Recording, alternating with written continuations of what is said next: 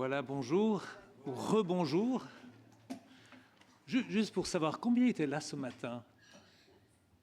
Merci, alors ça va être plus facile. Qui n'était pas là ce matin? Voilà, merci. Comme ça nous permet aussi de partager des messages avec vous en vous prenant en compte, sachant que vous n'étiez pas là ce matin. Donc, bienvenue. Avant de commencer, ou pour commencer, j'aimerais d'abord donner la parole à Monsieur Philippe Müller-Wirtz, qui nous fait le grand plaisir et l'honneur d'être avec nous, qui est le responsable du sport de l'UNESCO et qui soutient cet événement. Donc, merci d'être parmi nous et avec plaisir, je vous passe la parole. Merci beaucoup et bienvenue à tout le monde. J'avais peur que vous allez demander qui a fait du yoga ce matin. Mais non. Ma mère est prof de yoga à 87 ans, donc je ne suis pas pratiquant, je joue au foot, donc ce n'est pas tout à fait la même chose, mais je crois que j'étais vraiment avec une audience aussi zen dans les lieux de l'UNESCO depuis les 32 ans que je travaille. C'est un grand plaisir d'être avec vous cet après-midi. Je ne peux pas rester avec vous, je suis désolé, on est en plein bourg pour la préparation de nos événements autour des Jeux olympiques et paralympiques. Et donc, malheureusement, je vais profiter de quelques minutes. Et je prends pour ça la primeur de cette première intervention. Donc, encore une fois, soyez chaleureusement bienvenus ici à l'UNESCO. Je commence toujours à dire, c'est votre maison. L'UNESCO, c'est 194 États membres. Il inclut la France, dont vous êtes probablement en grande majorité des citoyens, et donc c'est votre maison. Vous financez cette maison par vos impôts et par vos contributions multiples, intellectuelles et autres. Et donc, parfois, on peut penser que c'est un peu imperméable comme endroit, mais pas du tout. C'est à vous, faites des efforts pour venir plus souvent et participer à ce qui se passe ici. Il y a beaucoup d'événements intéressants. J'interviens ici en tant que chef de section des sports, au sein du secteur des sciences sociales et humaines. Peu de gens connaissent l'UNESCO déjà pour commencer. S'ils connaissent l'UNESCO, c'est pour le patrimoine mondial. Presque personne ne sait que l'UNESCO est aussi l'Organisation des Nations Unies qui a un mandat dans le sport très spécifique qui nous a été donné au milieu des années 70 quand le sport est devenu international, professionnel et commercial. C'est à ce moment-là que les gouvernements autour du monde se sont dit il faut qu'on assure que le sport, l'éducation physique, l'activité physique soient préservés en tant que bien public, que le plus grand nombre puisse y accéder et que les valeurs du sport soient promues autour du monde. Et donc nous sommes à la fois dirigés par des ministères du sport autour du monde. C'est eux qui nous dictent ce qu'il convient de faire. Mais nous servons aussi, en tant que seule agence des Nations Unies, ces ministres du sport autour du monde. Et notamment, comme tout ce que nous faisons ici, la grande majorité des États membres qui sont en développement. En Europe, vous trouverez d'autres organisations qui s'occupent de la politique sportive, comme l'Union européenne notamment. Et donc la France est déjà bien établie, mais il y a beaucoup d'États autour du monde pour lesquels le développement des politiques sportives est un défi et qui ont besoin de nos conseils, de notre assistance pour refléter les grands principes et valeurs que nous essayons de promouvoir. Tout ce que nous faisons est donc un consensus de la part de ces États membres, et c'est ça la magie de l'UNESCO. On peut faire avancer un consensus du monde entier, des gouvernements du monde entier, autour des sujets qui peuvent être difficiles à défendre pour certains d'entre eux, notamment quand il s'agit de l'égalité de genre, qui n'est pas du tout garantie dans le domaine du sport, à aucun niveau, ni au niveau de la représentation, ni au niveau de la participation, au niveau des salaires, au niveau de la protection. Et tous ces principes sont construits avec ces États membres qui, notamment, ont adopté la Charte internationale de l'éducation physique, de l'activité physique et du sport, qui est un standard juridique, non contraignant, mais toujours un standard juridique qui établit cette participation des femmes et le devoir des États membres à s'y engager activement pour le défendre. C'est donc des références assez importantes pour non seulement les gouvernements, mais aussi pour la société civile, qui peut aller solliciter les décideurs gouvernementaux dans leur pays pour dire c'est pas mon ONG qui se bat pour l'égalité de genre, c'est toi, c'est votre gouvernement qui il y a 10 ans vous avez approuvé ces droits et ces valeurs et maintenant je vous tiens responsable d'y s'y engager. Et donc il Il y a l'égalité de genre qui est très importante, l'inclusion des personnes en situation de handicap, une éducation physique de qualité. Nous menons régulièrement des enquêtes mondiales sur la situation de l'éducation physique autour du monde et elle est alarmante. Les gouvernements presque partout, y inclus la France, négligent l'importance que peut avoir le sport à l'école, l'activité physique à l'école. Et dans le contexte du Covid, on a lancé un programme qui s'appelle Enfants pour la vie, qui est fondé sur les données scientifiques que nous avons maintenant pour démontrer au gouvernement à quel point il est important d'investir dans la pratique du sport plus que dans la consommation du sport d'élite, qui domine la perception des décideurs politiques. Actuellement, quand vous regardez le sport, vous avez l'impression qu'il y a plein d'argent, moi je mets mon argent un peu ailleurs. Le sport n'en a pas vraiment besoin et nous essayons de rectifier le tir en disant c'est le bas de la pyramide et ce n'est pas le ruissellement automatique qui va assurer que les gens pratiquent une activité physique. Au contraire, 80% des jeunes autour du monde ne pratiquent plus aucune activité physique ou presque pas. Et cette tendance s'aggrave avec les médias sociaux, avec la consommation des écrans et a des conséquences néfastes pour les populations autour du monde, notamment en matière de santé mentale, qui devient un sujet de préoccupation autour des gouvernements du monde. Et là intervient le yoga. Le yoga qui réunit tout ce qu'on veut voir. C'est une activité facile à pratiquer, facile à enseigner, qui a des effets pour le bien-être physique, mental et social. Et donc on est en parfaite harmonie avec ce qui se passe en ce moment chez nous à l'UNESCO. Et on voudrait voir que les gouvernements commencent à prendre au sérieux des propositions que fait le yoga, à la fois dans la partie privée des gens, mais aussi aux écoles.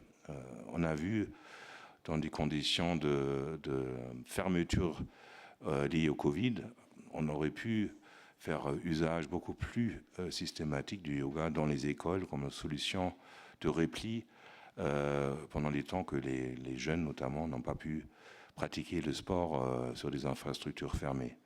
Et donc on promouvoit cette pratique du sport, y inclut par rapport aux personnes en situation de handicap. Donc tout ce que nous faisons à l'UNESCO est toujours visé vers ceux qui sont ignorés ou négligés par les gouvernements. On s'occupe d'abord aux parties de la population qui sont pas aussi aisés et éduqués pour savoir qu'il faut bien pratiquer une activité physique. Et on a vu dans la période du Covid, c'est encore les couches de population les moins éduqués, les moins établis économiquement, qui ont, eux, arrêté l'activité physique en premier, pendant que les autres, plus éduqués, plus démunis, ont continué à pratiquer une activité physique individuelle. Et ceci est vrai dans tous les parties du monde. Donc il y a des inégalités que nous essayons de combattre dans la pratique du sport, mais aussi à travers la pratique du sport. Donc le sport en tant que moyen de développement, et là intervient cette initiative Fit for Life, Enfants pour la vie, pour dire au ministre de la Santé, de l'Éducation, de l'Inclusion, de l'Emploi, vous ignorez à quel point le sport peut aider à atteindre vos objectifs à vous. Ce n'est pas que les ministres du sport, que eux organisent principalement le sport d'élite, et ils ont beaucoup à faire à ce niveau-là. C'est vous, les autres autorités, les maires, les banques de développement, tout ça, ce sont des acteurs publics qui négligent encore en grande partie à quel point le yoga et d'autres sports peuvent contribuer à atteindre les objectifs de développement. Voilà Fit for Life. Et comment faire ? Le seul langage que comprennent ces gens-là, c'est les données, malheureusement. On y arrive toujours, et encore. Ce sont les données sur l'impact que le sport peut générer au niveau individuel et social. Et donc, une organisation des Nations Unies a ce rôle-là d'établir un langage commun, de dire aux clubs de foot, aux associations de yoga, fédérations sportives, ministères, banques de développement. Ce n'est pas à chacun d'entre vous d'imaginer comment mesurer l'impact du sport. On vous propose une méthode, un langage commun, des indicateurs, des données accessibles au grand public pour qu'on se mette d'accord sur ce langage, ce plaidoyer qu'on doit tous faire ensemble auprès de ceux qui n'ont pas encore compris à quel point le sport est une solution pour les crises contemporaines auxquelles nous faisons face. Donc les données, nous les construisons à travers des enquêtes mondiales, mais aussi à travers des consultations avec des gens comme vous, parce que vous savez mieux que nous comment le yoga impacte votre vie et la vie des gens que vous enseignez. Comment on mesure cet impact autrement que dire hier il y avait 50 personnes dans ma classe, aujourd'hui il y a 60. Ce type d'argument ne fait pas mouche. Parce que la participation, c'est en anglais, en mauvais français, un output. C'est quelque chose qui n'a pas notion d'impact. Qu'est-ce que ça a changé dans la vie des gens que vous enseignez ou qui pratiquent le yoga? C'est ça qui nous intéresse au niveau, encore une fois, santé physique, santé mentale. Donc ces maîtrises doivent être développées avec des experts que vous êtes et déployées beaucoup plus systématiquement pour vous aider aussi à avoir des financements des maires, des communes, des décideurs locaux, mais aussi des investisseurs privés. Donc, nous allons produire à l'occasion des Jeux olympiques et paralympiques 2 grandes conférences ministérielles, une avant chaque événement, où nous allons présenter plusieurs outils et propositions pour aller dans ce sens. Le premier, c'est un rapport sur l'impact social du sport qui fait exactement ce que je viens d'évoquer. C'est de trouver un langage commun, de condenser l'évidence scientifique que nous avons sur l'impact social du sport, clarifier les concepts de l'activité physique, de l'impact individuel versus un impact sur la communauté ou la société.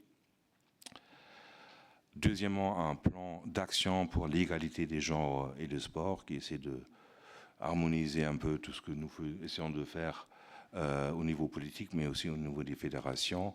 Troisièmement, un label sur l'impact social et environnemental des grands événements sportifs, y inclut Paris 2024, pour que enfin les États membres utilisent ces événements pas seulement pour la réputation internationale et le développement économique, mais qui commencent à comprendre que ça peut être des vecteurs de développement social et d'inclusion.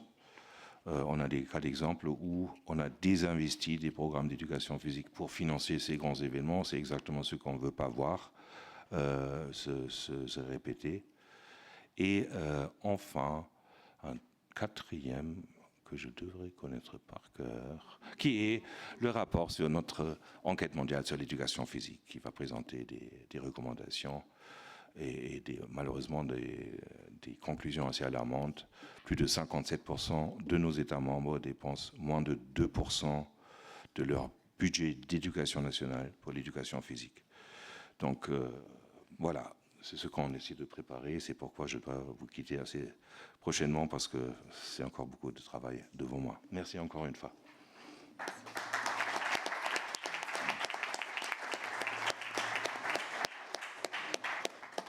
Merci beaucoup. Si vous me permettez, avant de vous laisser partir, j'aimerais... Quelques questions seront les bienvenues. Peut-être qu'il y a quelques questions.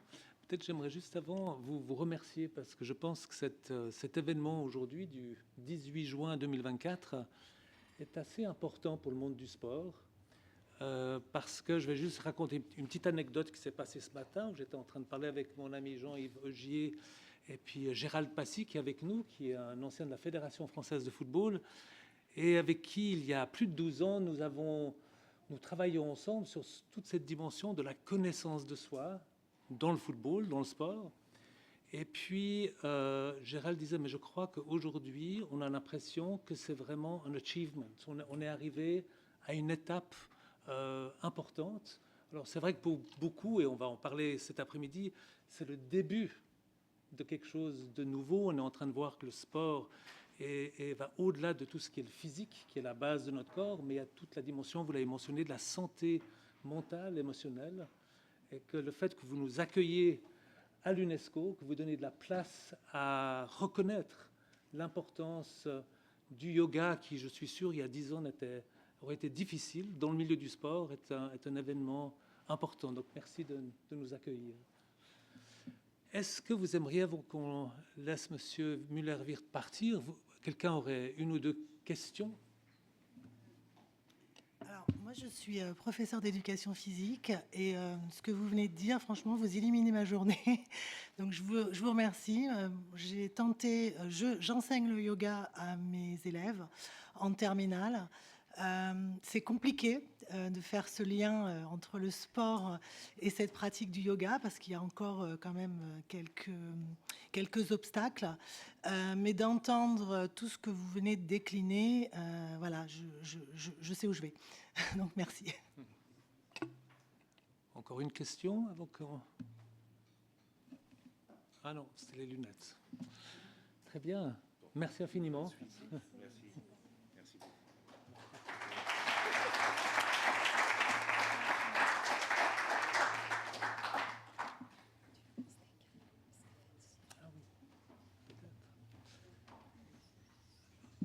Voilà. Alors, nous allons passer cet après-midi ensemble.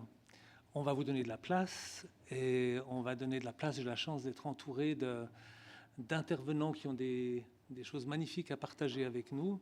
Mais avant, j'aimerais donner la parole à Canel Blanchard, qui vient nous faire qui vient nous faire juste un petit message, parce que nous avons la chance d'être soutenus par son organisation, Kitiwake. Canel.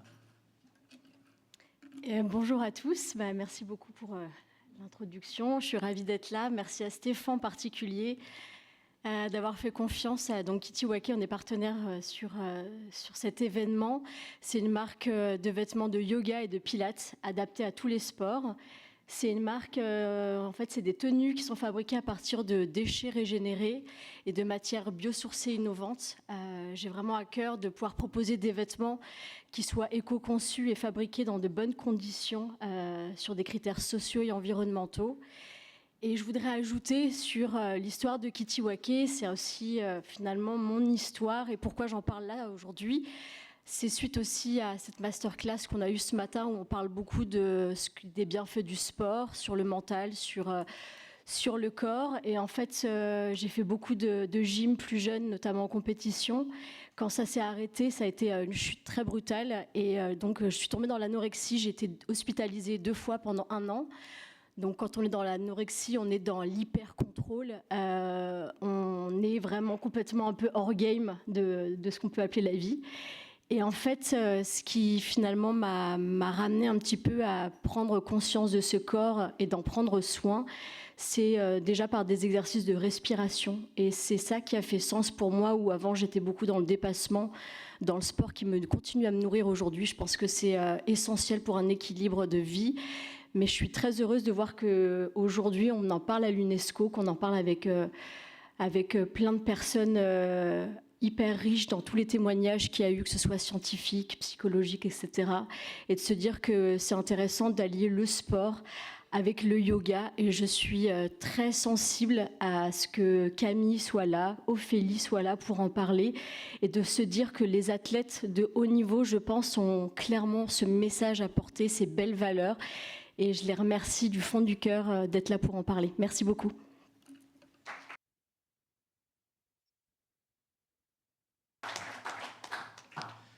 Merci Canel et merci du soutien. Voilà. Cet après-midi, on vous propose deux mouvements. On va avoir une pause cet après-midi. Donc, je pense vers d'ici 1 heure, comme ça, on va faire une petite pause. Vous serez offert quelques gâteaux et café.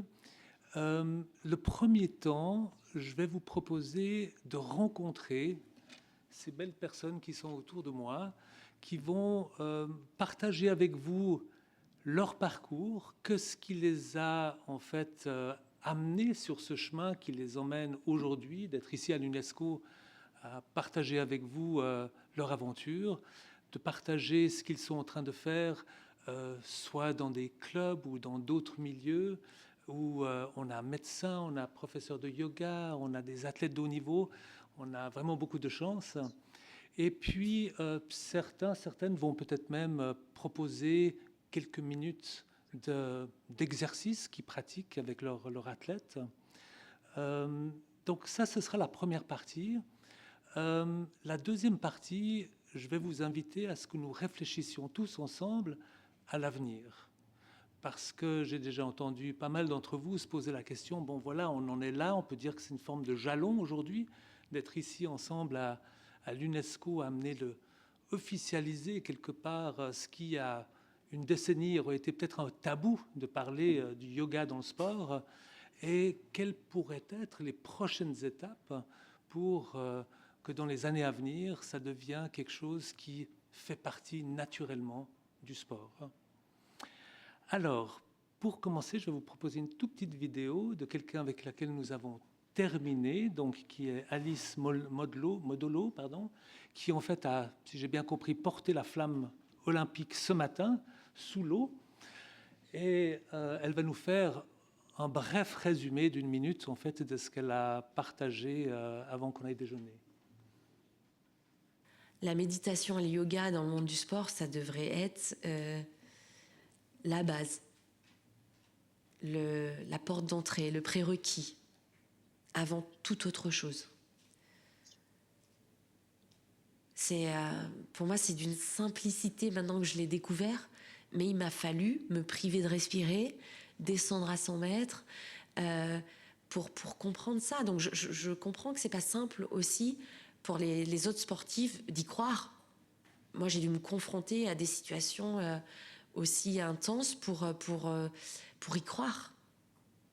Donc c'est pour ça que je veux leur partager avec toutes mes convictions et mes résultats que le yoga, la méditation, c'est essentiel, c'est la base, et que s'ils misent là-dessus, leur niveau de performance va exploser.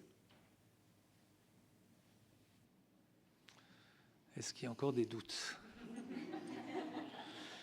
J'ai envie de partager avec ceux qui n'étaient pas avec nous ce matin que nous avons eu vraiment des riches témoignages et aussi une riche partage scientifique de à quel point c'est en train de devenir clair et qu'il n'y a pas de doute, ce qui n'empêche pas qu'on est encore dans cette période de défis, et on va entendre aussi nos intervenants parler de leurs défis avec le staff, ça mène des défis sur beaucoup de plans différents. Alors, je vais passer la parole pour commencer à Karine. Mais peut-être avant, on va vous montrer une vidéo mais qui est en lien, vous allez voir, avec Karine, de Ada Hegerberg, donc qui est quand même la première femme à avoir reçu un ballon d'or dans le football. Et puis, il se trouve que nous avons quand même la chance d'avoir son professeur de yoga avec nous. Donc, elle prendra la parole après cette vidéo.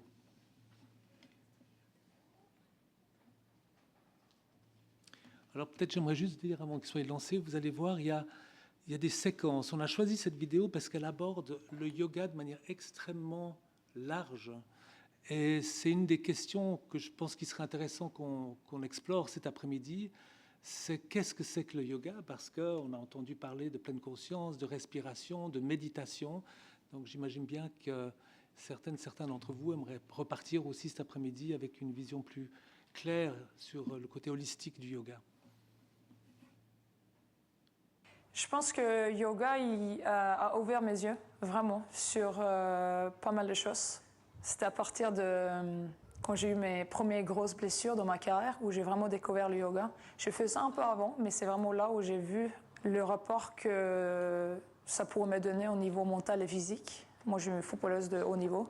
Tous les jours, on va au charbon. Tous les jours, on se bat avec nos corps. Et ce moment de yoga, ça me permet de réfléchir différemment, de rentrer un peu dans mon cerveau et garder cet équilibre dans la vie qui est important aussi. Et aussi regagner la confiance en soi-même. Et pour moi, franchement, le yoga, ça a je propose peut-être qu'on le remette au début. Je pense que ça donne un grand plus dans ma carrière. Et avec des zen, je dirais. C'est un test de focalisation, voir si la concentration elle est bonne pour vous. Mes yeux, vraiment, entre l'ouïe et pas mal de choses. C'était à partir de quand j'ai eu mes premières grosses blessures dans ma carrière où j'ai vraiment découvert le yoga. Je faisais ça un peu avant, mais c'est vraiment là où j'ai vu le rapport que ça pourrait me donner au niveau mental et physique. Moi, je suis une footballeuse de haut niveau. Tous les jours, on va au charbon. Tous les jours, on se bat avec nos corps. Et Ce moment de yoga, ça me permet de réfléchir différemment, de rentrer un peu dans mon cerveau et garder cet équilibre dans la vie qui est important aussi. Et aussi regagner la confiance en soi-même. Et pour moi, franchement, le yoga, ça a eu un gros changement. Pour moi, je pense que ça donne un gros plus dans ma carrière et je pense que c'est une des choses qui va me permettre à faire mon sport pendant plus des années que prévu, on peut dire. Au début, je cherchais plutôt le mouvement, niveau mobilité. J'étais un peu moins croyante dans tout ce qui est cerveau, méditation, mais avec le temps, j'ai quand même appris l'importance d'avoir le côté méditation aussi. Je le fais par rapport à l'apport mental, mais aussi l'apport physique. Ça change un peu ton esprit. Le yoga, ça m'a permis aussi d'être plus ouverte dans mon esprit. On est dans un sport et sur un niveau qui est très élevé et ça demande beaucoup de choses sur toi-même au niveau mental et physique. Il y a beaucoup de pression déjà. Déjà la pression que tu mets sur toi-même, sur tes épaules. On est toujours dans la prochaine séance. Il faut que je fasse ça pour mieux récupérer. Et je pense que cette petite heure me permet à me reconcentrer sur moi-même. D'écouter ton souffle, d'écouter un peu ta tête, d'écouter un peu les sensations dans ton corps, prendre du recul et être conscient de comment je me sens. Et je pense que c'est vachement important. On voit tout ce qui est fait sur le terrain, mais il y a tous les détails qui sont faits à côté, qui comptent. Le sport au haut niveau, ça demande tellement de choses de toi qu'il faut faire apprendre à avoir ce côté zen, je dirais. Parce que si tu es tout le temps dans le dur, à un moment donné, je pense que peut-être que tu vas directement dans le mur et ça va être plus difficile à récupérer, on peut dire. Quand je rentre chez moi, après avoir fait une séance de yoga, je suis zen. C'est un cliché, mais je suis zen parce que ça m'a permis de garder cette une heure pour concentrer sur moi-même. Et après, je peux laisser la journée passer et être en équilibre avec moi-même. Tu rigoles pas hein, non plus quand tu fais du yoga. Au début, peut-être que le yoga te donne un peu mauvaise confiance, mais avec le temps, ça va augmenter, crois-moi. Merci. Donc, Karine, nous sommes à toi. On est prêt à faire un exercice peut-être. Un exercice, ok. Ça vous tente? Oui. D'abord, bonjour à tous, merci. Fière d'être. Bonjour à tous, merci. Je suis très fière d'être là parce que on parle de yoga et de sport de haut niveau, mais c'est vrai que c'est encore loin d'être normal et classique que les sportifs fassent du yoga.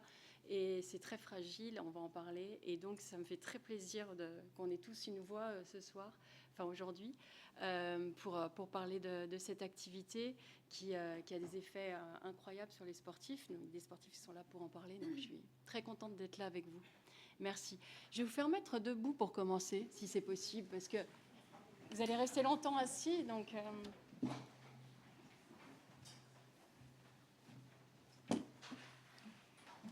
Il y a un exercice que je fais, j'en parlerai quand j'expliquerai ce que je fais avec l'Académie de l'OL, les jeunes notamment, mais aussi avec les pros.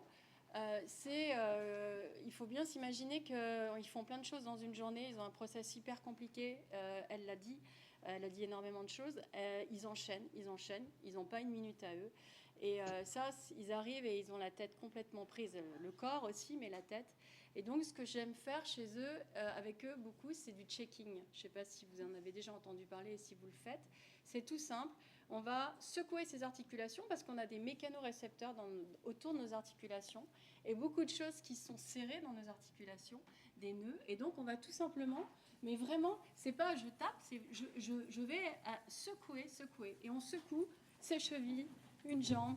Alors, on peut le faire, là, on va le faire rapidement, mais on peut le faire très, très longtemps. En commençant que par les pieds, puis monter petit à petit pour aussi leur faire prendre conscience de leur corps, avec la tête, la bouche, enfin tout. On se coupe et on peut sauter, parce que les petits, ils aiment bien après l'école et quand ils arrivent en séance. Donc là, on saute, on tourne, on saute. On secoue, hein, toujours, on secoue. Hein. Et on relâche d'un coup et on ferme les yeux.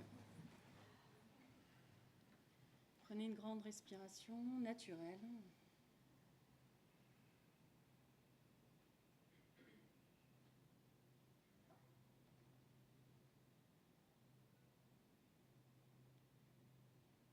Ok, puis vous pourrez délicatement ouvrir les yeux.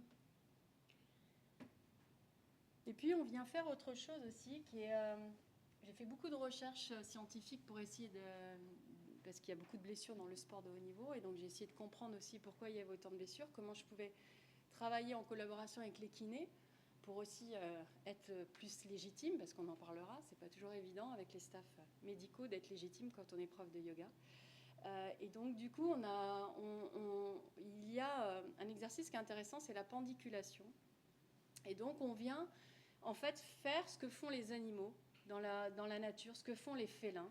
Et on vient travailler sur l'élasticité à la fois de son corps et de son système nerveux, donc. Et on va simplement se laisser aller dans des mouvements intuitifs. Et je peux vous dire que pour des sportifs de haut niveau, mouvements intuitifs, des fois, ils ne savent pas tellement ce que c'est, parce qu'ils sont tellement codés avec... Donc, on va chercher des mouvements, et là, je vous invite à les faire. Personne ne se regarde. On s'en fout du regard de l'autre. Et on y va. Et on va s'étirer. On peut inspirer, s'étirer. Vraiment comme quand vous vous réveillez le matin, en fait. Vous allez chercher, et vous pouvez observer les chats, les félins, avant de sauter sur une proie, ils vont s'étirer comme ceci, pour aller chercher ce rebond et cette élasticité dans le corps. Et puis vous relâchez d'un coup. Attention à la table. Voilà, et ça, on peut le faire plusieurs fois. On se déshabille, ça commence. Voilà, et ça, on peut le faire plusieurs fois. Et ça, c'est un exercice que je fais notamment avec les 13, 14, 15 ans joueurs qui arrivent de l'école, qui sont ultra excités, ou qui se sont fait engueuler par les profs avant, ou punir, et qui doivent être déjà prêts. Les entraîneurs les attendent pour la séance. Et mentalement, ils ne sont pas prêts, même pour faire du yoga, ni pour la séance de foot. Donc, on commence par déjà les sécuriser. Je les sécurise et je les remets dans leur corps par des jeux, par des petits jeux comme ça, tout simples. Mais tout le monde peut le faire, hein, au bureau, aller secouer un peu pour... voilà. C'était un exercice que je voulais vous partager qui était tout simple. Et puis, on va terminer debout avec cet exercice. On a parlé ce matin, pour ceux qui étaient là, des diaphragmes. Je travaille beaucoup avec les diaphragmes aussi, les respirations. On va faire un mouvement ultra simple. Je vais vous inviter à fermer les yeux et de vous tenir bien ancré, retrouver de la sécurité. Alors, vous n'êtes pas pieds nus, je ne vais pas quand même vous mettre pieds nus, vous mettre pieds nus, parce que... Mais l'idée, c'est de venir sentir vraiment toute sa plante de pied et d'aller étaler sa plante de pied au sol, de relâcher sa mâchoire, en baissant un petit peu la lèvre du bas. On peut même bâiller, je vous invite à bâiller si vous avez envie. Et c'est la première chose que je demande aux joueurs de faire, de bâiller. Ça fait partie de la pendiculation. Donc, bâiller. Et voilà. Et puis, vous allez relâcher les bras, laisser les bras lourds et trouver votre propre verticalité. Le concept de biotenségrité dans le corps et dans le yoga que je fais pratiquer, c'est vraiment un ensemble de corps. Et le corps, il se stabilise par rapport à un ancrage qui est pour nous la terre, là, quand on est debout. Et donc, il va trouver son ancrage tout seul et sa stabilité tout seul. Donc, ressentez ces petites oscillations si vous prêtez attention, si vous conscientisez en fermant les yeux. Vous allez ressentir une petite oscillation du corps qui joue avec la gravité et vous allez essayer de l'accompagner, mais c'est du micro-mouvement. Ne faites pas des grands mouvements de devant-derrière. Et vous allez ajuster tous vos diaphragmes. Vous pouvez commencer par les pieds, parce que moi je parle aussi du diaphragme de la voûte plantaire, et puis vous montez dans le plancher pelvien avec des tout petits mouvements d'avant en arrière. Vous allez harmoniser vos diaphragmes, celui respiratoire au-dessous de la cage thoracique, le scapulaire, au niveau des épaules, des trapèzes, et puis le sommet de la tête. Et quand vous sentez que vous êtes OK, que votre corps, il le sent tout seul en fait. Ça demande un apprentissage, vous n'allez peut-être pas le sentir aujourd'hui, mais il le sent tout seul. Et à un moment donné, l'oscillation, elle s'arrête presque. Et là, vos diaphragmes sont harmonisés.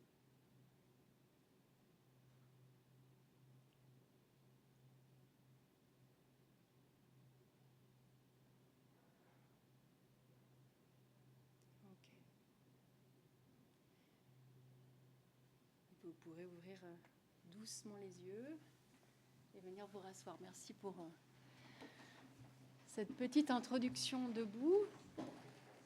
Juste un dernier petit exercice de respiration, parce que on pourrait partir avec, je pense, Anne, à vous faire et puis d'autres, une après-midi de cours, parce qu'on est passionné par ça.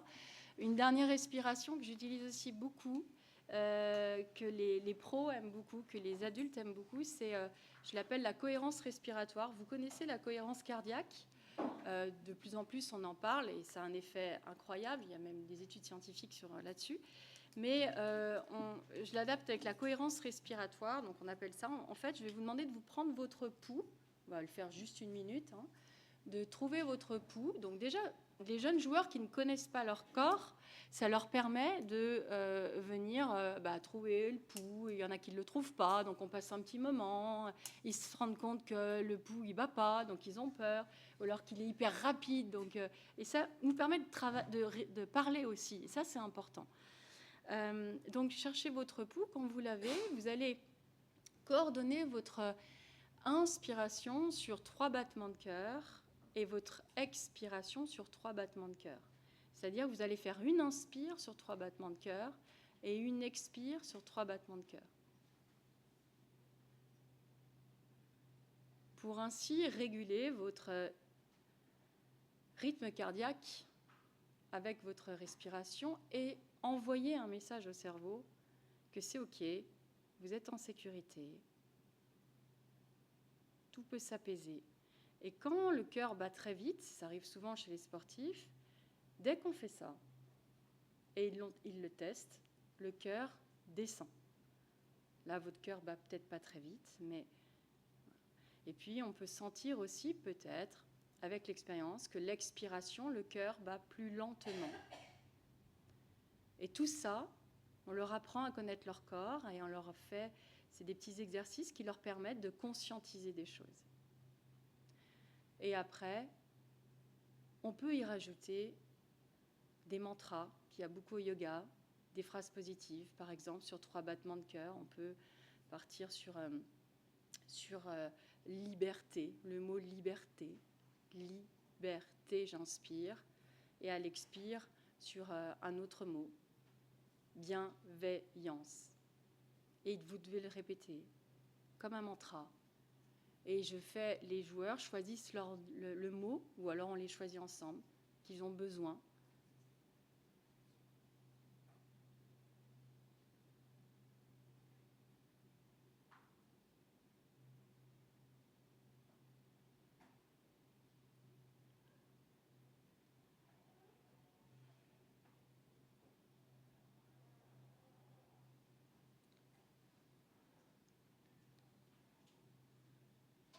Voilà, merci beaucoup. J'espère que vous avez pu ressentir quelques petits exercices. Oui, merci beaucoup, Karine. Vous voyez que c'est une vraie masterclass qu'on a cet après-midi. On a les secrets de nos invités qui partagent avec nous. Qu'est-ce qui, Karine, t'a emmené à être aujourd'hui ici avec nous et sur ton parcours? Au départ, tu étais journaliste, mais peut-être même avant. Est-ce que tu serais d'accord de partager avec nous un peu ton cheminement qui t'a amené à t'intéresser, à te passionner par ce que tu fais? Alors, j'ai toujours beaucoup baigné dans le sport parce que j'ai fait beaucoup de gymnastique, décidément. Aujourd'hui, je crois qu'il y en a pas mal. Beaucoup de gymnastique. Mon frère est un ancien gymnaste de l'équipe de France. Il a fait les championnats du monde. Donc, il a fait beaucoup de gym. J'ai baigné, j'étais dans les gymnases tout le temps et j'ai vu... Moi, j'ai arrêté avant parce que ça ne me convenait plus, justement, cette autorité qu'il y avait sur le sportif. Et j'étais très stressée. Et moi, j'ai vu mon frère, par contre, énormément souffrir, pleurer et avoir beaucoup de blessures. Donc, je pense que ça m'a marquée. Ensuite, je suis partie comme journaliste sportif pendant 25 ans en télévision, et notamment dans la chaîne du club de l'Olympique Lyonnais, à l'équipe TV, à France 3, mais surtout à l'Olympique Lyonnais. Et donc, j'ai suivi tous les week-ends les footballeuses et footballeurs. Et j'ai vu à quel point ils étaient sollicités. J'ai vu leur rythme. Alors, on parle beaucoup d'argent, on parle beaucoup parfois du foot qui n'a pas une bonne image, mais il y a aussi beaucoup de belles choses dans le foot, je tiens à le dire, et notamment tout ce qui est fait autour de l'éducation dans les banlieues, etc. Et notamment, ils ont quand même une vie assez trépidante, mais même les gymnastes, puisque je suis aussi des gymnastes de haut niveau. Et donc j'avais envie de faire partager ma passion qui était le yoga. Depuis des années, à côté du journalisme, je faisais du yoga depuis l'âge de 18 ans. Et à un moment donné, j'ai complètement arrêté le journalisme et je suis partie dans le professorat de yoga. Et comme j'avais un grand réseau dans le foot et que je faisais des reportages avec Jean-Yves Augier, qui est à côté de moi, qui était au centre de formation de l'Olympique Lyonnais, et ben, quand il a monté la cellule et qu'il a créé du yoga, il m'a appelé pour devenir professeur au sein avec les footballeurs, de l'académie au départ, et puis ensuite avec les pros et avec les gymnastes du pôle France à Lyon. Voilà. Alors, vous avez vu Ada Egerberg, qui est norvégienne, et qui, elle a dit plein de choses dans son intervention. Elle a dit qu'elle était venue après des blessures. En fait, Ada, c'est une grande championne qui a été la première femme à avoir le Ballon d'Or. C'est pas rien dans le foot, je peux vous dire, parce que c'est quand même un milieu très macho. Et donc, elle avait toutes les qualités pour perdurer, et elle a eu beaucoup de blessures. Et c'est vrai que souvent, on en a parlé ce matin un petit peu, on arrive au yoga, et les sportifs, malheureusement, et c'est ça qu'il faudrait qu'on change, arrivent au yoga après des blessures. Ils ont la conscience de leur corps après des blessures, et elle l'a très bien dit. Aujourd'hui, elle ne pourrait pas ne pas en faire, mais ça l'accompagne dans son entraînement. Mais c'est ça a été sa porte d'entrée pour elle. Et c'est vraiment, je pense, ça qu'il faudrait qu'on puisse faire évoluer, c'est-à-dire essayer d'amener avant cette pratique de la méditation, du yoga, des pranayamas, pour que ça accompagne les sportifs dès le plus jeune âge. C'est ce que Jean-Yves vous expliquera, il a essayé de faire à l'Olympique Lyonnais, et c'est ce qu'on fait avec les jeunes de l'OL, mais c'est vraiment pas encore très très répandu. Et il y a aussi autre chose chez elle qui est important de souligner, c'est son ouverture d'esprit. C'est une sportive très très ouverte, et tous ceux qui accrochent avec le yoga sont des gens très ouverts, parce que le sport de haut niveau, c'est pas toujours très ouvert quand même, hein. Ils sont dans leur process, ils sont dans leur routine, ils travaillent le corps, mais en fait ils ne connaissent pas du tout leur corps, les sportifs. Et puis il y a parfois des enjeux, notamment en football, qui sont financiers, et donc ils pensent pas à tout ça, et ils prennent pas le temps de penser à tout ça. Donc cette ouverture d'esprit, elle est importante, et je tenais à le signaler, et notamment l'ouverture d'esprit des sportifs qui pratiquent le sport, et puis du staff et de la direction, mais aussi beaucoup du staff. Et je sais qu'il n'y a pas toujours le staff qui suit, et quand le staff ne suit pas, c'est pas la peine d'essayer de faire du yoga aux sportifs, sauf s'il est comme Ada d'un certain niveau et qu'il est mature. Mais sinon, donc on a vraiment besoin de faire évoluer cette mentalité, et on est là pour ça aujourd'hui, pour que le staff, et de plus en plus du monde médical dans le staff, et les entraîneurs et les préparateurs physiques et l'entourage puissent intégrer que ça fait partie du process d'un sportif de haut niveau. Voilà. Et je suis la plupart du temps avec l'académie, les jeunes entre 13 et 20 ans, des jeunes footballeurs et footballeuses. Maintenant, on s'occupe aussi autant des filles que des garçons à l'OL. Ça, c'est nouveau aussi, et c'est absolument génial, parce que les deux approches, pour moi, sont très riches. Elles sont complètement différentes. J'ai que des groupes de filles ou que des groupes de garçons. Donc, il faut tout le temps que j'adapte. Ça fait partie aussi du yoga qu'on fait dans le sport de haut niveau. Ça n'a rien à voir avec des cours que je donne à côté à des gens comme vous, enfin, des gens d'associations ou d'entreprises. J'en donne aussi, où là, je prépare mon cours et ça roule, parce que les gens sont venus pour ça. Mais dans le sport de niveau, il faut vraiment adapter son yoga. Ce n'est pas du tout un yoga classique. Il faut d'abord l'adapter, et Anne en parlait ce matin, au sport que les athlètes font pour coller au sport, et puis aussi avoir de la légitimité par rapport aux sportifs, parce qu'ils ne sont pas bêtes, hein. Ils veulent comprendre pourquoi ils font ça, et que ça leur serve, comme disait Jean-Yves, tout de suite sur le terrain, sinon ça ne sert à rien. Et puis aussi au niveau des staffs. Donc ça, c'est vraiment important. Et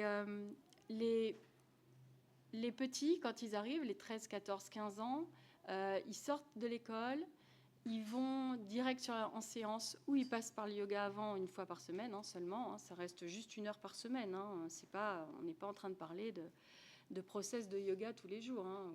Loin de là, hein. À moins que comme des gens comme Ada ou comme Christiane Endler, qui est la gardienne de l'Olympique Lyonnais, qui est chilienne, qui est la meilleure gardienne du monde. Elle aussi, elle me demande beaucoup de séances. Mais là, c'est autre chose, ce sont les pros. Mais sinon, c'est 1 fois par semaine et voire même 45 minutes par semaine.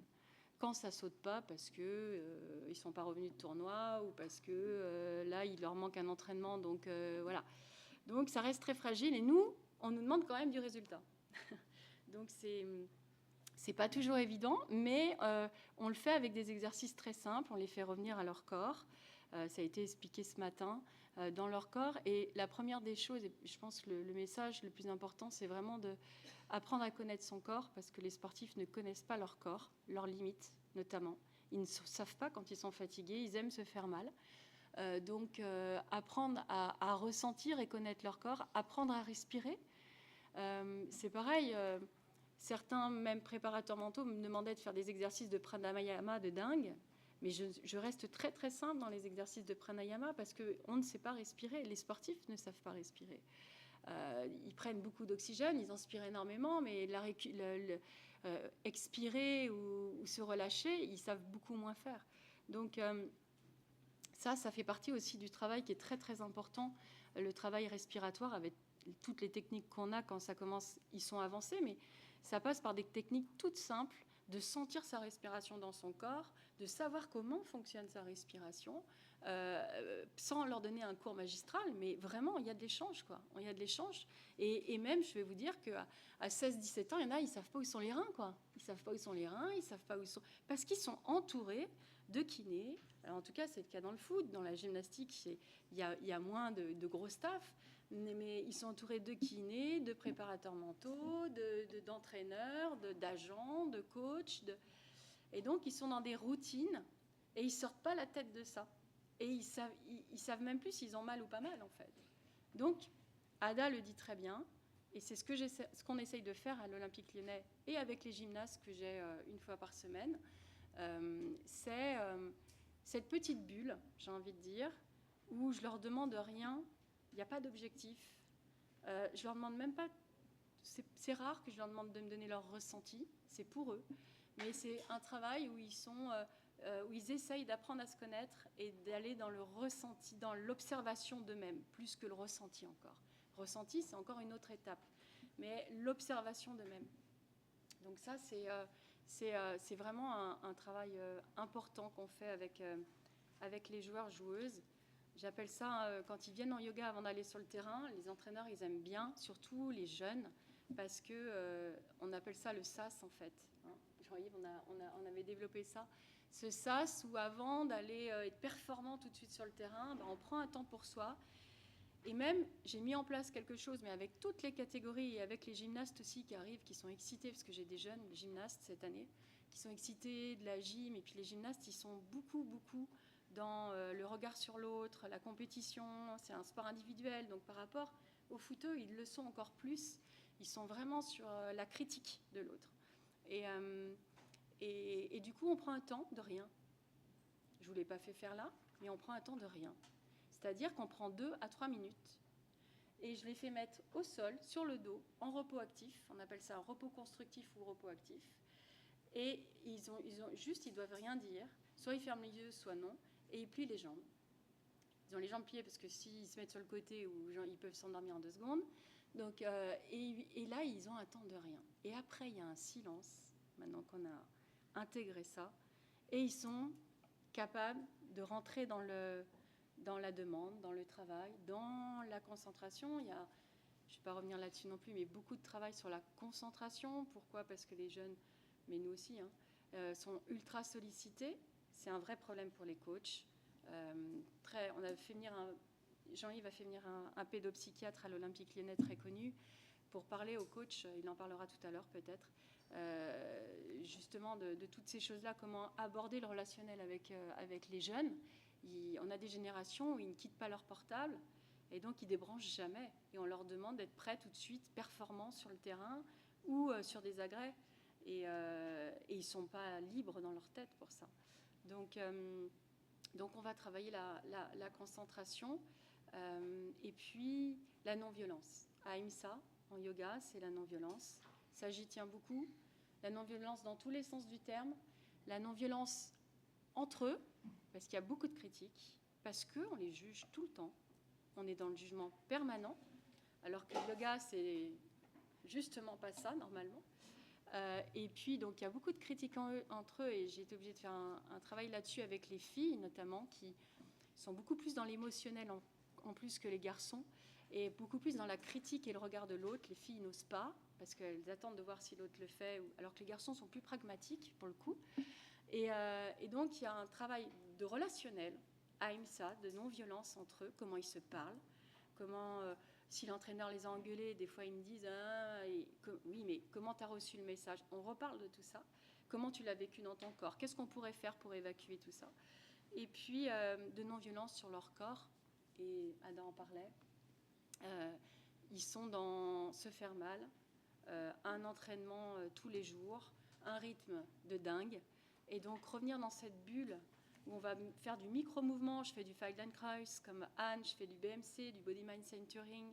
J'amène plein de techniques. Et ben, ils n'ont pas besoin de grand-chose, en fait. Ils le sentent tout de suite. Ils ressentent tout de suite le bienfait que ça peut leur apporter de freiner, de calmer, pour ensuite aller pouvoir faire des super exercices ou de devenir performant. Merci Karine. Quelle riche expérience tu partages avec nous. Merci. Je vous propose de garder vos questions pour tout à l'heure. On va d'abord écouter tous nos invités. Et la prochaine personne va être Anne Lageau, mais pendant qu'on va l'introduire à travers une petite vidéo, un petit témoignage qu'elle fait. Et pendant que la vidéo est en train d'être cherchée, je vous propose juste de prendre peut-être quelques secondes de silence intérieur pour accueillir le partage qu'a fait Karine avec nous, pour la transition qu'on va faire pour aller de Karine à Anne.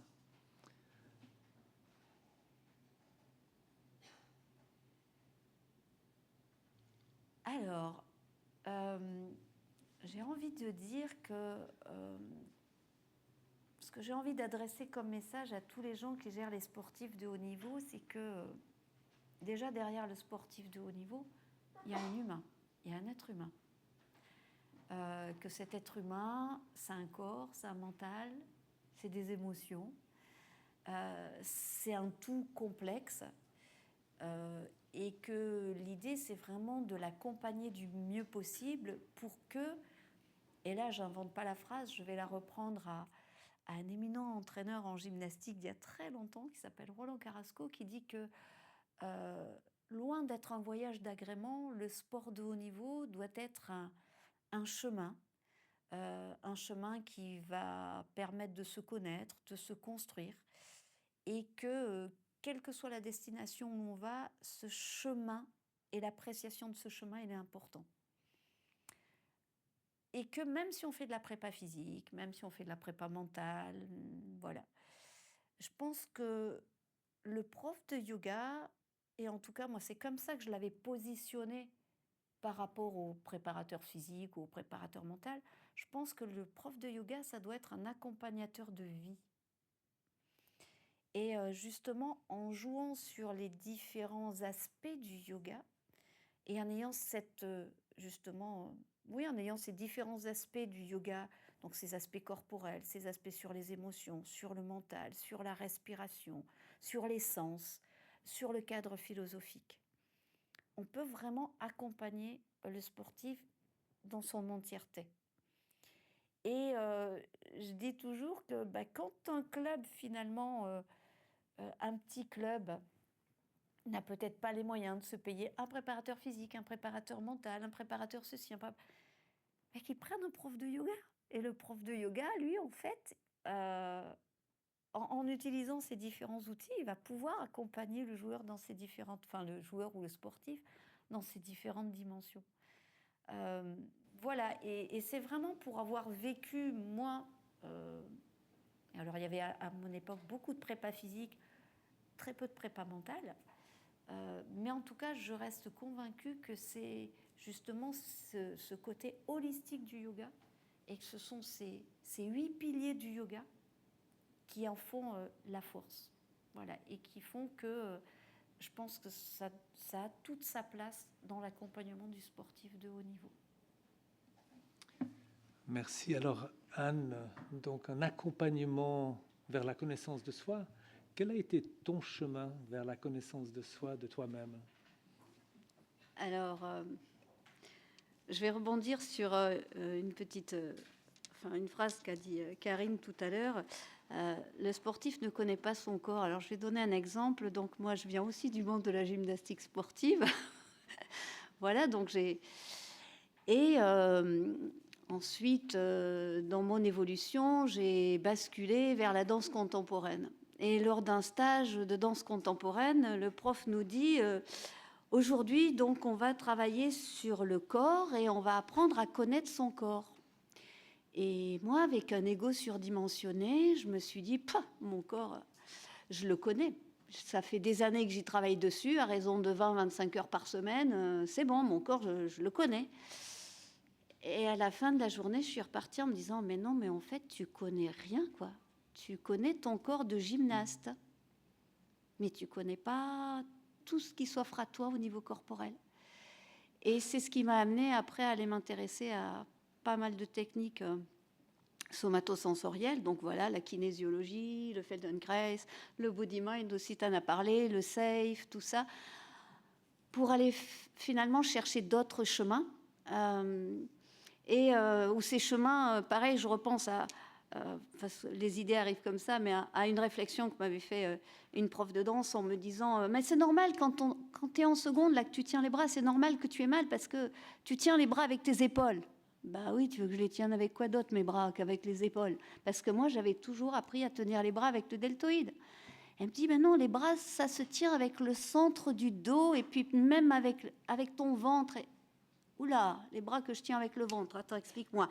Donc voilà, pour montrer un petit peu que la connaissance du corps, effectivement, elle est, elle est très focale par rapport à l'activité que l'on a et que les joueurs de foot, finalement, que j'ai, ils connaissent un corps, je trouve, assez massif. Les bras, les jambes, le buste, là, en gros, voilà, la tête. Mais après, de là à aller...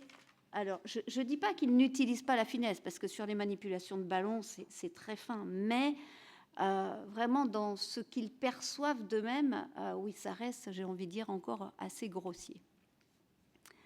Alors, peut-être, je ne sais pas, puisqu'on parle de ce chemin que j'ai fait et comment je suis arrivée au yoga, j'y suis arrivée aussi grâce ou à cause d'une blessure. Quand je me suis blessée gravement il y a 7 ans, moi qui étais à fond dans le monde du sport, puisqu'en plus je suis prof en STAPS, que dans le monde du STAPS, j'étais sur tout ce qui était prépa physique. Je me suis dit, mon Dieu, qu'est-ce que je vais faire? Je suis là avec mes béquilles et plâtrée pendant un long moment. Et je me suis dit, tiens, toi qui voulais te mettre au yoga, c'est peut-être le moment de s'y mettre. Alors vous allez me dire pourquoi tu voulais te mettre au yoga? Tout simplement parce que en sport-études, on avait eu une initiation yoga sur une journée. J'avais dit, tiens, c'est intéressant. J'avais 16-17 ans à l'époque. C'est intéressant parce que la personne qui nous parle pas comme l'entraîneur. On fait des trucs comme avec l'entraîneur. Mais ce qu'elle nous raconte dans ce qu'on fait, c'est pas avec les mêmes mots que l'entraîneur. Donc j'avais dit, c'est très intéressant la façon dont elle nous parle de notre corps. Mais je m'y mettrai quand je serai vieille. Voilà, donc après, comme j'étais beaucoup plus vieille et blessée, c'était le moment d'aller sur le yoga. Donc j'ai abordé le yoga par les problématiques de corps et de posture, puisque, je suis allée voir un peu des vidéos, des bouquins, et comme au STAPS, c'est moi qui gère les cours en stretching, je me suis dit, tiens, il y a plein de choses que je retrouve, le chien de tête en bas, je vais aller tirer mes ischios, c'est bien... les fermetures. Et puis, je me suis rendu compte qu'au-delà des postures, déjà, sur le corps en lui-même, il y avait d'autres choses. Sur un chien tête en bas, effectivement, les organes qui glissent, qui vont aller s'appuyer sur le diaphragme. Tiens, ça provoque ça. Ah, ok. Donc, je me suis dit, il y a autre chose que l'extérieur de la posture. Et puis quand même, je sentais qu'il me manquait vraiment encore des choses. Et c'est comme ça que je suis allée chercher le diplôme universitaire de yoga à Lille pour avoir justement tout le cadre philosophique. Et puis, et ça m'a ouvert là des espaces, tout le cadre philosophique, les piliers que j'ignorais complètement, voilà, et qui du coup m'a apporté une autre approche du yoga. Et peut-être dans tout ce que j'ai découvert pendant cette formation, puisque je disais qu'à l'époque, quand je pratiquais, on avait beaucoup de prépa physique, moins organisé qu'aujourd'hui, moins personnalisé qu'aujourd'hui. Mais en tout cas, c'est effectivement tout le travail de dhyana, de dharana, tout ça qui m'a fait arriver sur d'autres espaces et qui qui m'a montré qu'on pouvait aller vraiment au-delà du corps pour performer. Et du coup, cette idée d'utiliser le yoga comme outil d'optimisation de la performance, comme les techniques somatos, c'est vraiment quelque chose qui m'anime. Alors quand dans le reportage, je dis que la force du yoga, c'est son côté holistique, c'est parce que quand je suis arrivée à Lens, en fait, au tout début, on m'a dit « Bon, écoute, l'articulaire et tout ça, c'est les kinés qui s'en occupent. Bon, le musculaire, c'est le préparateur physique terrain ou le préparateur physique de salle qui s'en occupe. Et je me suis dit, bah alors moi, il me reste quoi? Je vais aller taper où? Je me suis dit, bon, bah, je vais effectivement aller taper sur la partie mentale, puisqu'à cette époque-là, on n'avait pas encore de préparateur mentaux, préparateur mental, et on n'avait pas, il y avait une psy qui venait de temps en temps, mais je me suis dit, là, il y a un espace à aller creuser. Et puis, bien sûr, les yamas, niyamas. Je me suis dit, ça, personne ne pourra me les prendre, ok? Donc, je me suis toujours dit que ces yamas niyamas allaient être le fil rouge, effectivement, dans mes cours de yoga. Il y aurait toujours derrière, tu parlais d'Ahimsa, voilà, c'est quelque chose, effectivement, sur lequel je travaille. Ça peut être aussi Satya, ça peut être Brahmacharya. Voilà, j'ai des thèmes, et ces thèmes, en fait, on verra après, je les utilise en fonction du moment auquel j'en ai besoin. Donc, pour revenir à cette idée holistique du yoga, je me suis plusieurs fois posé la question, mais en fait, moi, quelle est ma spécificité par rapport au kiné, par rapport au prépa physique, par rapport au prépa mental? Puis un jour, je me suis dit, mais non, t'es bête, là, t'es en train de casser les choses. Alors, ce qui fait ta force et ce qui fait la force d'un cours de yoga, c'est que dans le même instant, tu vas aller toucher tout ça. Tu vas passer par le corps, tu vas passer par le mental, tu vas aller toucher les émotions, tu vas aller toucher la respiration, tu vas aller toucher les pensées. Et finalement, ta force, elle est là. C'est qu'eux, ils travaillent chacun dans leur domaine. Et c'est vrai qu'on en parlait avec Karine hier, le milieu du sport de haut niveau et du foot, c'est très sectorisé. Je veux dire, nous, on a un prépa physique terrain et un prépa physique salle. Voilà, et ils font pas le même travail, ok? Il y a le prépa mental et il y a le psychologue. C'est encore deux choses différentes. Donc c'est très sectorisé. Et je me suis dit, mais non, moi en fait, ma force, c'est que moi j'ai tous les outils et que dans ma séance, en fonction des besoins, je vais aller pousser certains curseurs, plus ou moins forts, mais en tout cas, voilà, pendant la séance, on va toucher aux différents curseurs. Voilà, alors qu'est-ce que j'ai envie de vous dire par rapport à tout ça? J'ai aussi noté des choses que disait Karine par rapport aux sportifs et aux sportifs de haut niveau, et je pense aux footballeurs. Je dis toujours à mes étudiants, ce sont des sportifs en état d'apesanteur. En état d'apesanteur dans le sens où ce sont des gens qui sont pris en charge tout le temps, du matin au soir, enfin tout le temps.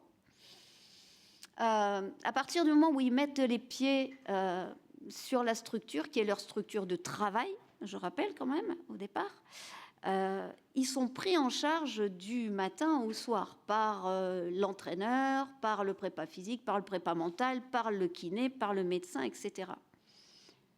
et que finalement, à quel moment ils s'occupent d'eux et ils décident de choses pour eux, ben, pas souvent.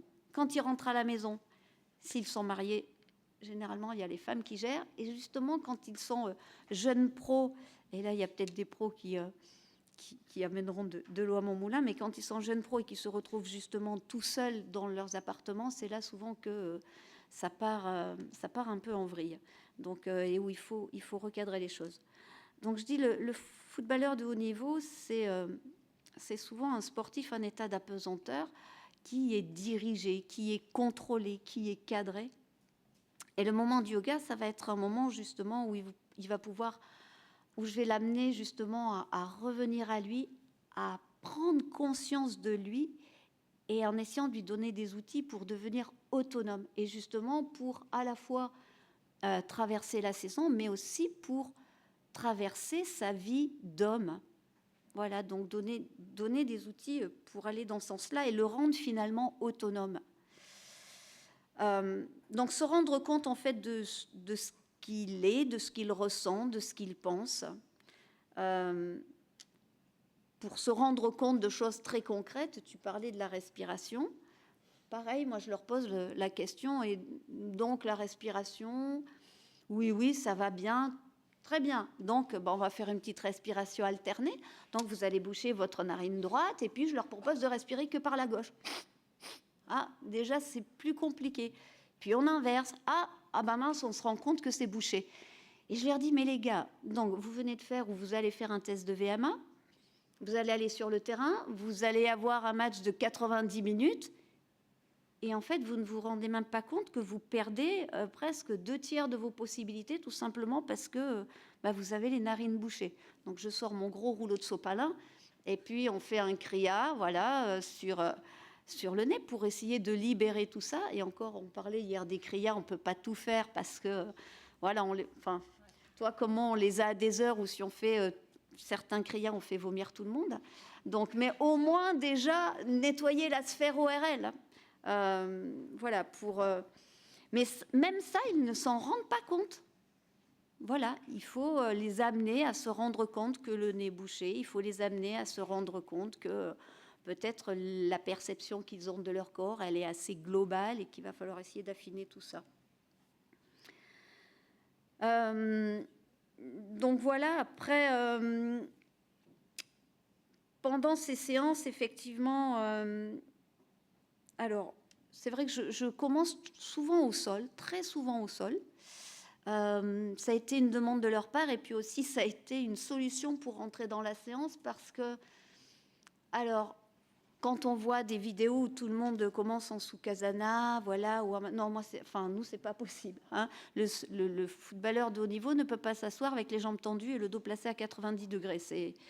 Donc, il y a un problème de posture, il y a un problème effectivement de mobilité du corps, qui fait qu'à un moment, je me suis dit, si je commence debout, ça ne leur convient pas trop, parce que, voilà, ils viennent chercher autre chose que, j'ai envie de dire, l'effort physique dans cet espace-là. J'ai essayé de démarrer assis sur des chaises, c'était plus favorable. Voilà, en travaillant sur la posture de corps, en travaillant sur l'ancrage des appuis, que ce soit ancrage des appuis-pieds, ancrage du bassin.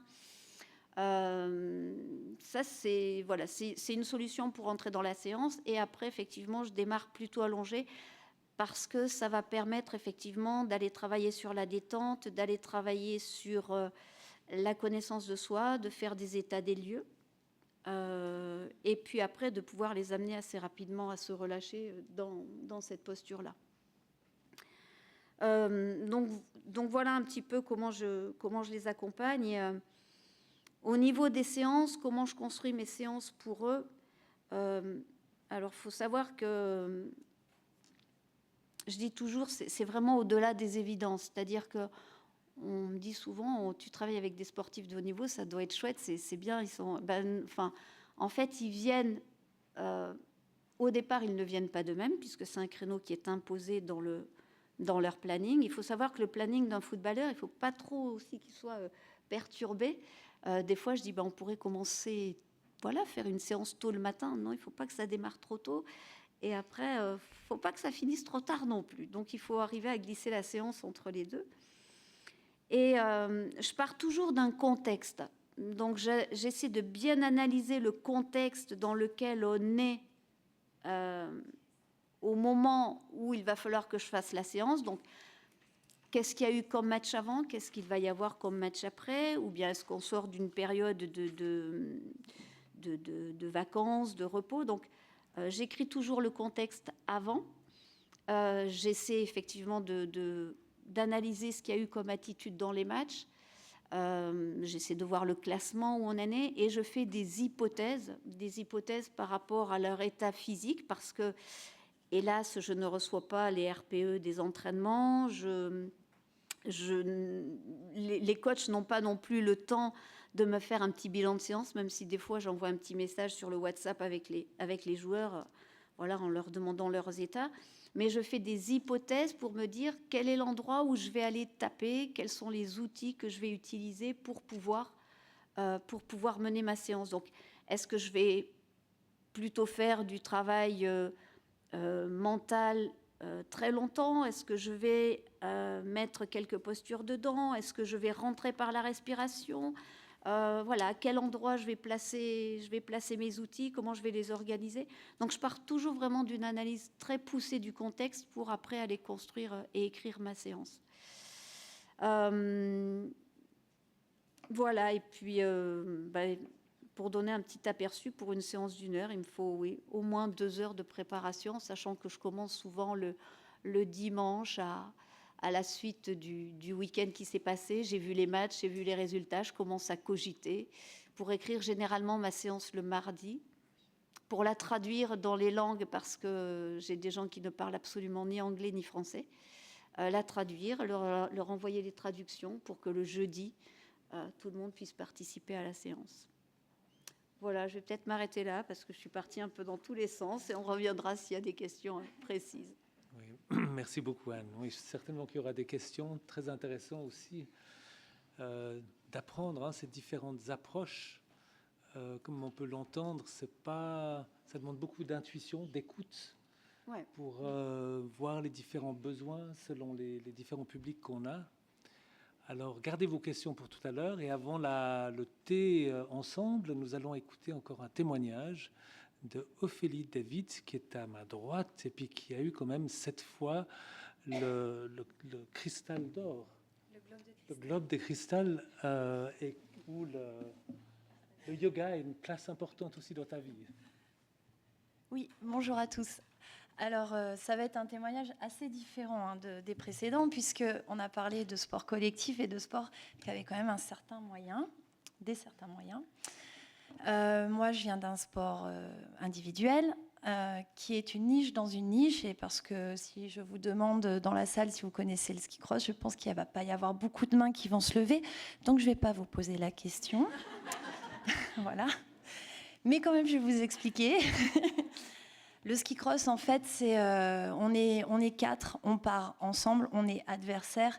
Et en fait, on va évoluer dans le même parcours, un parcours pimenté, de virages relevés, de bosses. En fait, vous êtes quand même tous allés au ski à des snowparks. Imaginez qu'on est 4 ensemble à faire la course dans un snowpark. C'est très simple, les 2 premiers qui arrivent en bas ont la chance de remonter au départ et ainsi de suite jusqu'au podium. C'est donc un sport qui est assez exigeant puisqu'il va mêler la technicité quand même du ski. Donc c'est assez complet puisqu'on est sur un sport de glisse, il y a beaucoup de proprioception. Le sol bouge, donc en fait nous sommes l'ancrage sur lequel le mouvement s'appuie. Donc la ceinture abdominale est super importante, vous l'aurez compris. Et puis, il y a les adversaires également à gérer en ce qui concerne le ski cross. Et c'est donc un sport qui est extrêmement tourné vers l'autre, vers l'adversaire, puisqu'il faut composer avec. Toutes les antennes, tous les capteurs sont tournés vers l'extérieur, parce qu'il faut prendre une multitude d'infos hyper instantanées pour tout de suite trouver la bonne réponse. Et c'est vraiment presque animal. C'est très explosif. parce que ça dure 1 minute 30. On est sur des vitesses entre 80 et 90 km/h. Les modules sont relativement gros, hein. C'est un sport qui vient un peu du sport spectacle. Donc on va se retrouver à être dans les airs sur, on va dire la moyenne, c'est une trentaine de mètres, mais évidemment ça peut être plus gros que ça. Des contraintes de compression en fait dans les virages. Enfin voilà, il y a quand même un truc très punchy et clairement on a besoin d'avoir un corps qui a été stressé en amont, c'est-à-dire qui a été entraîné en amont. On est allé l'embêter, ce corps, pour qu'il réponde à ce stress, clairement, parce qu'ensuite, effectivement, la pratique un sportif de haut niveau, clairement, c'est une pratique sportive qui est pas très normale. Il y en a trop. Bon, mais en attendant, voilà, la réponse, elle passe par l'entraînement, par ce stress un petit peu quotidien, et le corps répond, et au moins il est préparé. C'est quand même le meilleur moyen d'éviter les blessures.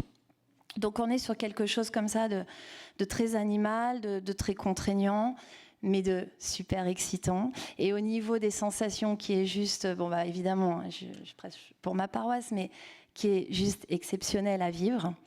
Et qui, pour le coup, humainement, est assez génial, parce que vous partagez des moments de vie, des espèces de petites bulles suspendues dans le temps, parce que le reste du monde n'existe plus lorsque vous êtes en compétition, clairement. On est là, ici, maintenant. Et vous partagez avec vos adversaires. Et en fait, vos adversaires donnent vraiment la valeur, le ton, la brillance à votre performance. Donc en fait, on doit beaucoup... Enfin, moi, je sais que je dois énormément de ma carrière à mes adversaires. Donc en fait, je les adore. Enfin, voilà. Bon, bref. Ça, c'était un peu pour vous parler de mon sport. Et maintenant, pour faire le lien avec le yoga, moi, j'avais un encadrement, mais un encadrement relativement minime, puisque, par exemple, on n'avait pas de kiné, c'est venu après. Hein. Donc, mon kiné, moi, il était dans mon sac, c'était une balle de tennis, et puis, vous savez, les rouleaux, voilà. On avait un préparateur physique, mais il nous accompagnait pas tout le temps, et on recevait en fait les programmes physiques par mail. Et c'était à nous de nous débrouiller. Donc quand même une prise en charge ça a l'air comme ça de pas être génial, mais en fait, vous savez quoi, c'est une grande chance, parce qu'au final, moi j'ai le sentiment aujourd'hui, quand je me retourne, d'avoir vraiment été aux manettes de ma carrière et d'avoir été impliquée à tous les niveaux. Alors peut-être que des fois, j'aurais aimé être un petit peu moins impliquée et garder un petit peu plus d'énergie pour la compétition. Mais en attendant, d'être complètement acteur de sa carrière, de la recherche de la performance, ça amène à explorer plein de voies, plein de solutions. Et dans cette exploration, c'est là que, devinez quoi ? Le yoga. Alors, pourquoi le yoga ? Déjà, je me suis dit, c'est quand même une pratique qui a traversé les millénaires. C'est pas rien. Si ça a tant perduré dans le temps, c'est que ça doit être pas mal. Après, je trouvais ça esthétique. Et je trouve que dans la nature, tous les jours, ce qui est esthétique, souvent, c'est assez juste. C'est-à-dire qu'il n'y a pas de fioritures, il n'y a pas de trop. Donc, il y a juste ce qu'il faut, et souvent c'est là que se trouve l'efficacité maximum en fait. Et enfin, je travaillais ma force d'un côté, la souplesse de l'autre, sauf que en fait le sport c'est du mouvement, et je trouvais intéressant en fait que les deux se rencontrent, et je trouvais qu'au yoga ça se rencontrait. Donc voilà pourquoi je suis allée en fait vers cette pratique. Et j'y suis allée, vous l'avez un petit peu deviné, complètement en autodidacte, en achetant des bouquins, en regardant des vidéos. C'était tout en anglais, en fait. Bon, c'est pas mal. Mais enfin voilà, c'était et ça l'est toujours quand même. Je suis quand même toujours un petit peu à faire ma petite tambouille toute seule. Ça m'a évidemment apporté plein de choses. Je ne vais pas vous faire la liste. Depuis ce matin, on l'a fait. Mais c'est vrai que il y a des choses qui ont été, que j'ai transcrites directement à ma pratique. Notamment, on a beaucoup parlé du souffle. Lorsque j'arrivais sur des gros modules ou des choses où il fallait que j'absorbe, évidemment, j'expirais. Quand j'étais soumise à des grosses contraintes où il fallait vraiment que je sois en résistance, je me rendais compte que naturellement, je bloquais un petit peu. Enfin, voilà, c'était marrant parce que inconsciemment, mon souffle, c'est calé sur la besoin du corps et sur les différentes actions que je devais faire pour être performante dans un parcours de ski cross. Et j'avais aussi une petite image qui me faisait marrer. Parce que on fait l'inspection du parcours, on imagine 1000 scénarios, parce que beaucoup de choses peuvent arriver, on a envie d'avoir la réponse. Donc en fait, on mouline, on se fait plein de films. Mais au moment du départ, il fallait absolument que j'arrive à me sortir de tous ces schémas parce que je ne voulais pas justement m'enfermer, m'emprisonner dans une réponse qui n'aurait pas été la bonne en fait. Donc, quand j'étais au départ, j'avais un espèce de petit balancement pied droit, pied gauche parce que juste je trouvais ça agréable. Mais par contre, je me disais, quand je fais ça, en fait, je passe en posture de page blanche. Alors, regardez pas, elle n'est pas dans les bouquins de yoga, elle est juste dans le mien à moi. Et c'était plutôt une posture mentale. Mais je trouvais important de partir comme une page blanche, avec du coup la possibilité de tout écrire et de ne pas m'enfermer dans un schéma prédéfini. Je me disais que de toute manière, à l'instant T, parmi tous les petits scénarios que je m'étais imaginé en avance, avant le départ, la bonne solution sortirait. C'est pour ça que je vous disais que c'était un petit peu animal, ce sport. Donc voilà, et ça me faisait marrer parce que ça n'existe pas, mais dans ma tête, je me disais, hop, posture, page blanche. Bref, c'était un peu moment. Et puis le yoga a été aussi, par la suite, un compagnon lors de périodes un petit peu plus dures, alors évidemment de blessures. C'est vrai que c'est un outil qui s'impose super naturellement. D'ailleurs, c'est la porte d'entrée de beaucoup de sportifs de haut niveau. Bon, là, moi, c'était assez cool parce qu'on était déjà un petit peu copains avec le yoga. Donc, il est rentré très vite dans le moment de la rééducation. J'étais accompagnée, évidemment, par des kinés qui travaillaient... Alors, en l'occurrence, là où ça m'a vachement aidée, c'était sur une cheville. Je m'étais fait une double fracture de la cheville. Donc le kiné travaillait beaucoup sur ma cheville, c'était super. Et le yoga, en fait, m'a aidé à replacer ma cheville dans l'ensemble du corps.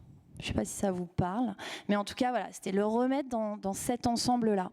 Parce que le kiné, lui, il faisait un focus et moi, je ne voulais pas qu'il sépare ma cheville du reste de mon corps, quoi.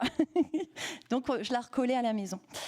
Et après, dans un domaine un petit peu plus personnel, et c'est là où le souffle et la respiration a pris, je dirais, toute sa place, ça a été lors d'un gros chagrin amoureux.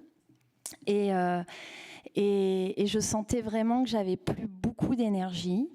Et en fait, de faire des exercices de respi m'apportait vraiment... de la force, de l'énergie. Je ne saurais pas vous expliquer pourquoi ni comment, mais j'ai senti ça, et ça a été du coup une super petite recette pour traverser ces épreuves qu'on a tous à traverser. Mais en attendant, c'était vraiment intéressant d'explorer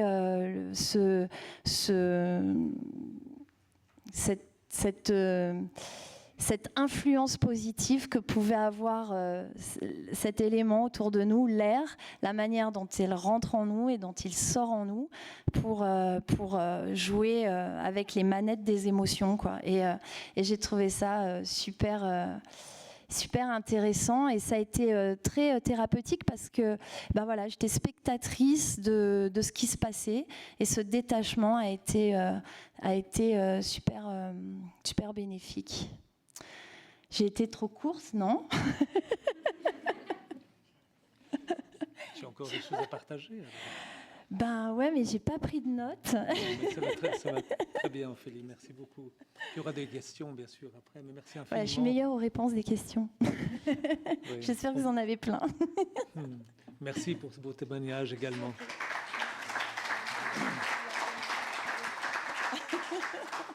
Alors, je pense que c'est le moment. J'espère que vous êtes bien nourris de l'esprit et du cœur avec tous ces magnifiques partages. On va continuer tout à l'heure. On va avoir encore 3 très beaux témoignages. Et le moment est de s'occuper aussi du corps et du ventre. Donc, on va prendre un quart d'heure de pause, ce qui veut dire qu'on reprend exactement dans 20 minutes. Donc, à moins 10, on vous attend ici. Vous allez être accueillis au bout du couloir pour le café, les gâteaux. Merci.